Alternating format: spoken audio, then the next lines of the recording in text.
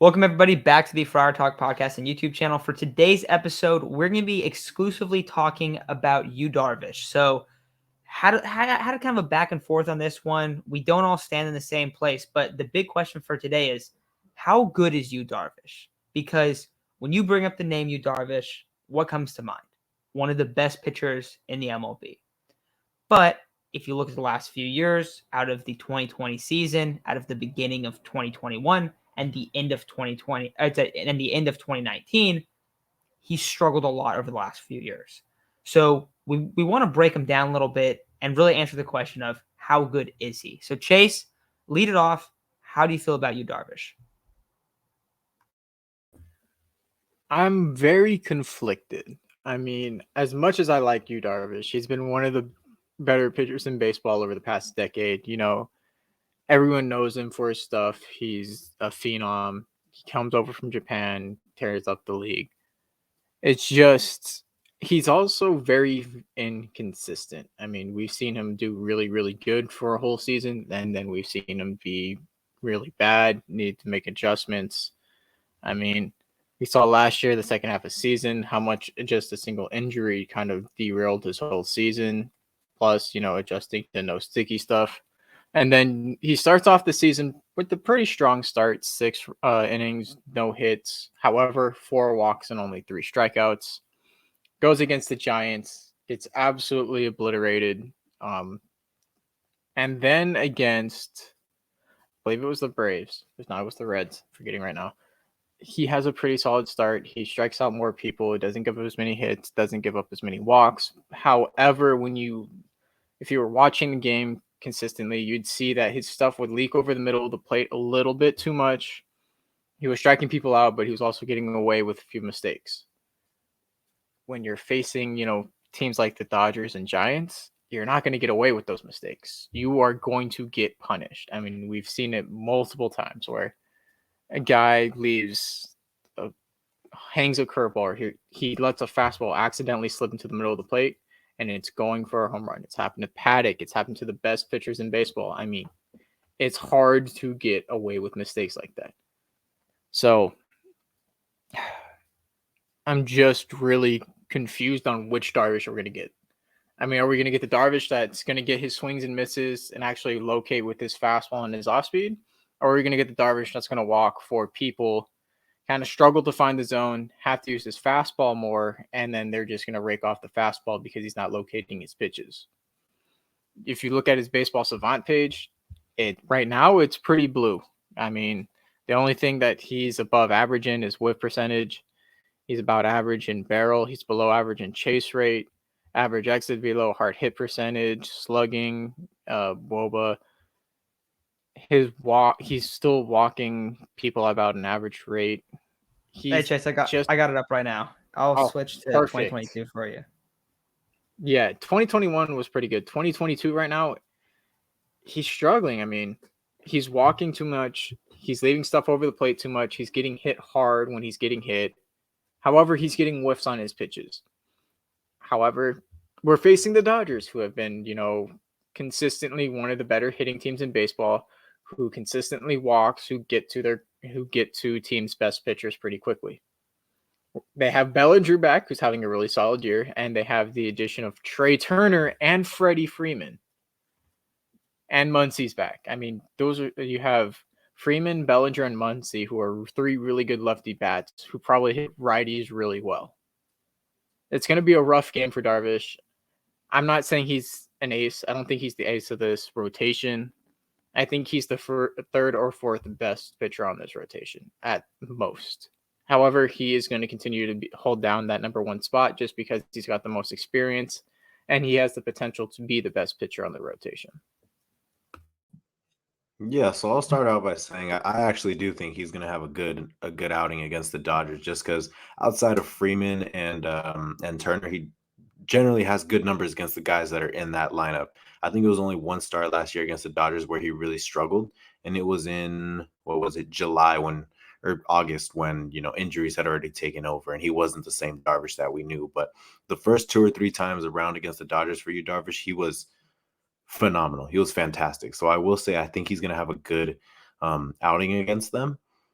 With that being said, my prediction for Yu Darvish at the beginning of the season was he's going to start off hot. I mean, obviously that 2 games he's done really good. 1 game he got rocked. But my prediction was he's going to start out hot up until June or July, and that's when he'll start to flame out a little bit because of his age and some injury concerns.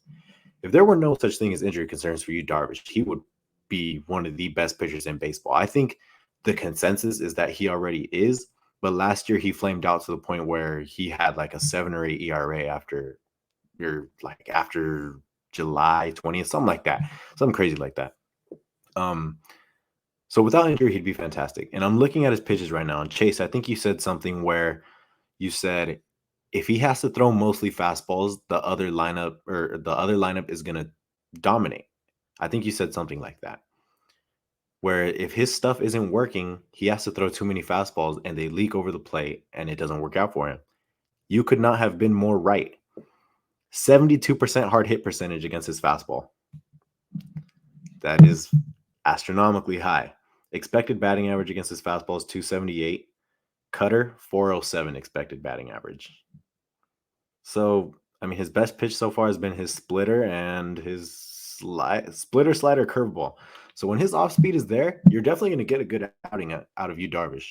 Now we saw that his off speed was not there against the Giants, and he had to throw a lot of fastballs. They leaked over the plate. They put up 9 runs. But like I mean, I'm gonna say the weather was bad. I'm gonna say he doesn't pitch in Oracle. I'm gonna give him the benefit of the doubt, but it's tough to give him the benefit of the doubt considering how much he struggled at the end of last year, where he was still able to pitch in San Diego, where he was horrible in St. Louis. So it's like, I'm gonna give it to you, but I gotta see the Yu Darvish we saw against Atlanta more. I gotta see the Yu Darvish against the Diamondbacks. I gotta see the first half Yu Darvish more. Probably can confidently say like, you are the number one for a reason, because he got the number 1 spot because he looked fantastic in spring training and name brand Yu Darvish. I do think he's a good pitcher. Don't get me wrong. I think he's a good pitcher. So I don't want to get ripped for, oh, you guys are bashing Yu Darvish too much. No, he's a good pitcher, but he's not consistent. He doesn't consistently bring you outings that guys like Max Scherzer would, that guys like Max Fried would, those kind of guys. But nonetheless, I think he's going to have a good outing this Saturday. And I actually think that's going to be our win right there. I think we're going to beat him with Yu Darvish. So I'm excited to see what he does. But with that being said, I think he's going to have some fantastic outings coming up here soon. And especially against these weaker teams, I think he's going to do really well. And hopefully he's able to keep that up throughout the season. Hopefully injury-free. Yeah, I'm there with you when you talk about the inconsistency. I do think that Darvish is a good pitcher. One thing I want to bring up, well, a couple of things. I want to go into a couple numbers. One, last season, pre-All-Star, he's one player. Post-All-Star, he's a completely different player. He had a 3.09 ERA pre-All-Star, and then post-All-Star, he was a 6.16 over 12 starts. So like he had a large sample size. He was awful last season. At the end of the year, early on, it was like, oh my God, look at this guy. We just fleeced from the Cubs. This is insane. This is an amazing trade. He is the ace for the next couple years. Yes, he makes a lot of money. He's going to ride out his contract. It's going to be perfect. And then it wasn't like that after that. But you look into his career numbers, and I broke them down from 2018 to the present. So basically 4 seasons and the 3 games this year. Over that course, he has a 3.9 ERA. He has a 3.84 whip. He has, let's see, hit through 9, 7.3, strikeout per 9, 11. He's an exciting player. He allows a decent amount of runs. Nothing super elite, nothing bad, I would say. Barely at sub 4. He strikes out a lot of batters. And he allows a lot of home runs. He has some outings where he's going to give up massive outings. So my thought on Yu Darvish, because I put a tweet out a while back, and I'm kind of worried that he's going to be washed. I'm not saying that he was washed. I was saying that I'm worried that he's going to be washed. I hope he's not washed. He is one of my the most fun guys to watch in the league in terms of pitchers, because if he's on, he's working a clinic. It looks like the batters have no chance because of all of the pitches he throws, and if he's locating, it looks just like everybody at the plate is completely lost. But when he's not, it looks like he's throwing batting practice. It is really, really bad. And I brought this up a couple days ago, but when he's like not there, it just gets like spirals out of control, and it makes his ERA so much more inflated than it actually is, because he has like a 4 ERA, but those bad starts bring it up so much. So I don't think Darvish is going to be a high-end ace. Chase, you said you view him as the 3 or the 4. The question is who's healthy in the Padres rotation. But I do think he's in that kind of range of like mid-tier, mid-tier in the rotation. 3, 4. If Gore really pans out, you get Clev and Snell back, he could go down to your 5, but he's going to be the 1. He's going to be the guy that goes opening day. Why? Because he's Yu Darvish. He has the name. He's the guy that everyone gets pumped about. And I get why. I like him a lot, but I just don't have like huge expectations for him. I think in a lot of these bigger games, I'm really concerned because if he has a bad game, the Padres are going to lose because they're going to go down by a ton of runs early. So that's what I'm concerned for. And you brought it up, the Giants, the Dodgers series, stuff like that. I don't know how great he's going to be. Darvish, absolutely love the guy. I find he is a thrilling guy to watch. But from a production standpoint, he does get a little bit concerning. So I did want to bring that up. But I think that's going to do it for today's episode. Let us know how you feel about Yu Darvish in the comments. Chase, you have one other thing. What's up? At least he's not Garrett Cole right now. That is true. Yeah, so let us know how you feel about Yu Darvish. I don't think he's necessarily the ace that he was when he was younger in his career, but I don't know. I still think he can be a very, very solid contributor for this team. Hopefully he stays healthy. I think that's going to be the biggest thing for the rest of his Padres career, and probably MLB career, maybe. I think so.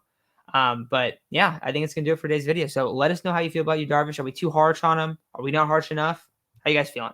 But that's going to do it for today's episode, and hopefully he balls out tonight against the Dodgers.